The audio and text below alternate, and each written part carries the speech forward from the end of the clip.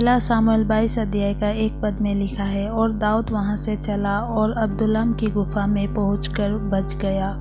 और यह सुनकर उसके भाई वरन उसके पिता का समस्त घराना वहां उसके पास गया। दोस्तों, जब दाऊद साउल से बचकर अब्दुल्लाम के गुफा में भागा तो वहां उससे मिलने उसका भाई और उसके पिता के घराने के सब उससे मिलने आए। फिर इसी अध्याय का पद 2 में लिखा है, और जितने संकट में पड़े थे और जितने ऋणी थे और जितने उदास थे वे सब उसके पास इकट्ठे हुए, और वो उनका प्रधान हुआ, और कोई 400 पुरुष उसके साथ हो गए।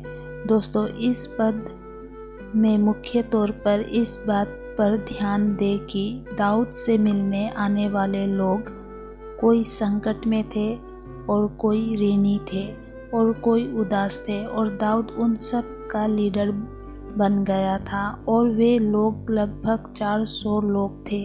दोस्तों, इस कहानी की पृष्ठभूमि ये है कि दाऊद ने गोलियत को तो मार दिया था और इस कारण वो बहुत मशहूर भी हो गया था, पर अब उसे साउल से बचकर भागना पड़ रहा है। और कर्ज में डूबे लोग, उदासी में रहने वाले लोग और संकट में रहने वाले लोगों को दाऊद में एक उम्मीद दिखाई देने लगा था, इसलिए दाऊद उन लोगों का लीडर भी बन गया था। साउल से भागते भागते और दाऊद का उन लोगों ने ही अपना लीडर बना लिया था। जी हाँ दोस्तों, दाऊद को उन लोगों ने ही अपना लीडर बना लिया था और मान भी लिया था, क्योंकि लीडरशिप में जो विशेषता होना चाहिए वो साउल में नहीं, परंतु दाऊद में उन लोगों ने देखा और पाया था। इन सब में विशेष बात यह है कि दाऊद वाचा को समझता था और गोलियत को मार पाया था। और एक बात यह भी है कि इज़राइल से कोई भी एक निकलकर गोलियत को मार सकता था, पर इस मारने वाले इंसान में वाचा को समझने और जानने की समझ होना अनिवार्य था।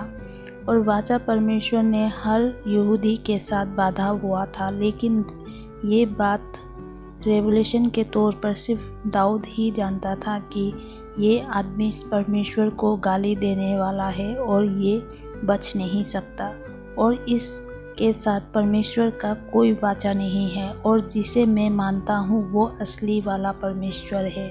लेकिन दोस्तों, जब साउल सामुएल से बात कर रहा होता है तो कहता है कि तेरे परमेश्वर यहोवा के बलिदान के लिए हमने भेड़ बकरियां बचा कर लाया है।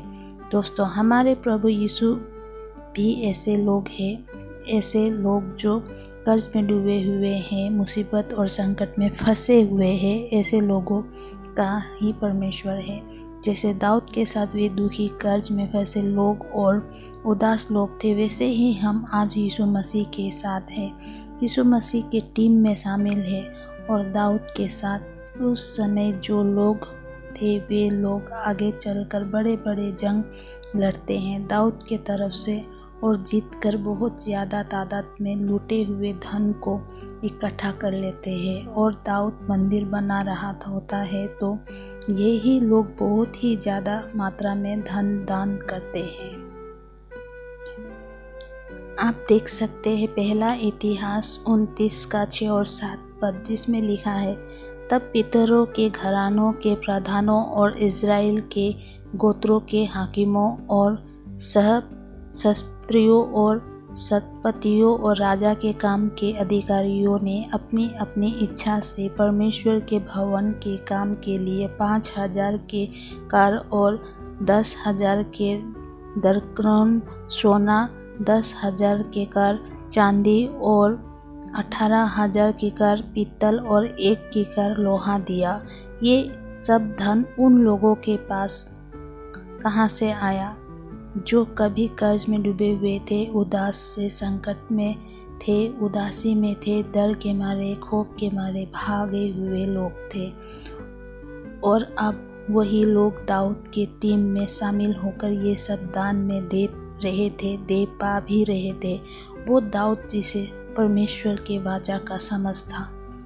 तो कर्ज में डूबे हुए दुखी और उदास और छुपते हुए रहने वाले लोगों, क्या आप यीशु मसीह के टीम में शामिल हुए हैं या होना चाहते हैं, ताकि आप भी आने वाले समय में देने वाला बन पाए और छुपकर भागना ना पड़े और ना उदास रहने की ज़रूरत हो और ना चिंतित रहने की ज़रूरत हो।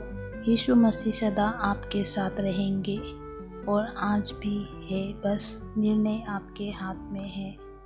दोस्तों, मेरा आज का ये वचन कैसा लगा सुनकर please like share and subscribe कीजिएगा। मेरी अगली वीडियो आने तक आप सबको जय मसीह की।